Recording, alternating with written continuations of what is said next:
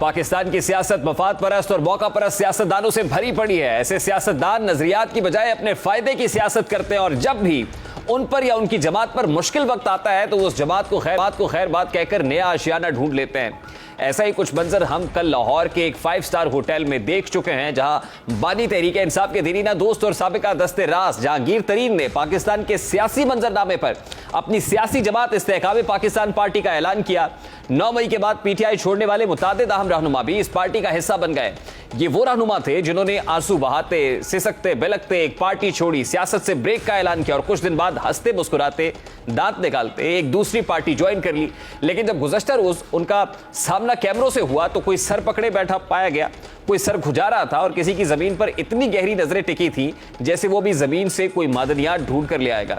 उतरे हुए चेहरे, फसुर्दा आंखें और हाथ से बार बार चेहरा छुपाने की कोशिश, ये वो तमाम हरपे थे जो पीटीआई के मुनर्रिफीन ने सारी नशिस्त के दौरान अपनाते हुए दिखाई दिए।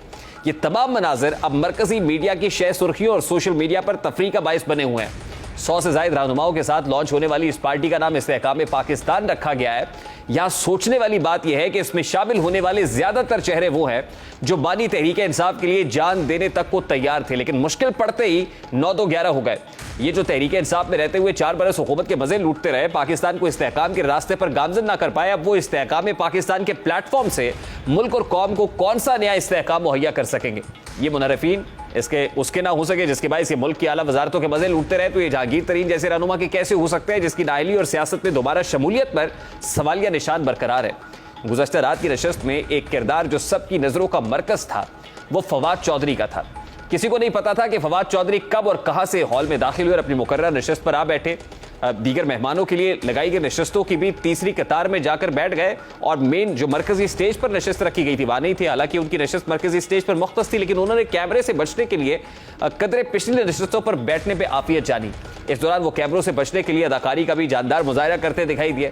वो कभी अपने चेहरे पे, कभी माथे पर हाथ रखते। मीडिया कैमरों ने उनकी इन हरकत को किसी न किसी तरह अक्सबंद किया। फवाद चौधरी तहरीक इंसाफ से मुनहरिफ होने वाले वो वाहिद किरदार है जिनके जोश व वलवले से भरपूर नारों और मीडिया मैनेजमेंट ने उनकी साबिका जमात को आज यहाँ ला खड़ा किया है। फवाद चौधरी मुबैना तौर पर उन चंद रहनुमाओं में शामिल हैं जिनके कहने पर पंजाब और केपी की असम्बलियां तोड़ी गई और जमात को वहां तक पहुंचा दिया गया जहां इसकी तबाही नविश्ता दीवार थी।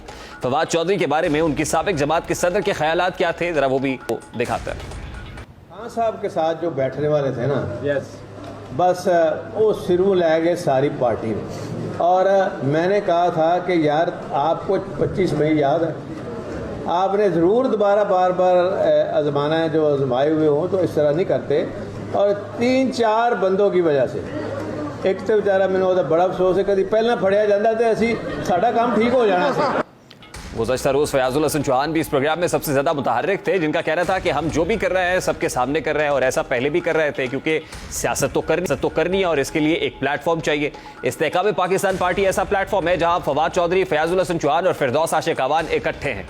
ये तहरीक इंसाफ में भी इकट्ठे थे, लेकिन तारीख गवाह है कि इस पार्टी में भी एक दूसरे को नीचा दिखाने के लिए हर हरबा आजमाते रहे। इसके लिए बयानबाजी के जरिए एक दूसरे से सबकत ले जाने की कोशिश करते रहे। फयाजुल हसन चौहान माजी बदरी से मुताल्लिक क्या ख्यालात रखते हैं, क्या कहते रहे। सियासी मैदान में इस्तेहकाम पाकिस्तान का क़याम तो अमल में आ चुका है, तहम पंजाब के दारुल हुकूमत लाहौर से जन्म लेने वाली सियासी जमात की कामयाबी से मुताल्लिक कई सवालात जन्म ले रहे हैं। वैसे तो जहांगीर तरीन ग्रुप ने पीटीआई की पंजाब में हुकूमत का तख्ता उलटने के लिए मुनहरिफ अरकान से जन्म लिया था और नून लीग ने पंजाब के ज़िमनी इलेक्शंस में इन्हीं मुनहरिफ होने वाले 20 अरकान को टिकट जारी किए थे, मगर इनमें बेशतर को शिकस्त हो गई थी।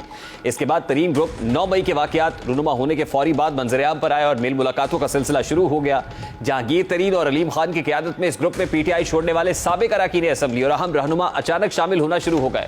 रवां हफ्ते ही मुलाकातें और शमूलियतें सामने आई और जुमेरात को इस्तेहकाम पाकिस्तान पार्टी के नाम से एक ग्रुप सियासी जमात में बदल गया। अभी ना पार्टी के अहदेदारों का ऐलान किया गया है, ना ही पार्टी की रुकनीयत शुरू हुई है, ना बाकायदा मंशूर तैयार हो सका है। हत्ता कि इलेक्शन कमीशन में भी पार्टी अभी तक रजिस्टर नहीं हुई है, जिससे लगता है कि सब काम उजलत में किए गए हैं। इस पार्टी के क़याम से मुस्लिम लीग नून और पीपल्स पार्टी तहरीक इंसाफ तीनों को बज़ाहिर सियासी खतरात लाहक हैं। खबरें ये भी आ रही हैं कि जहांगीर तरीन की परवेज़ खटक से टेलीफोनिक कॉन्वर्सेशन हुई है।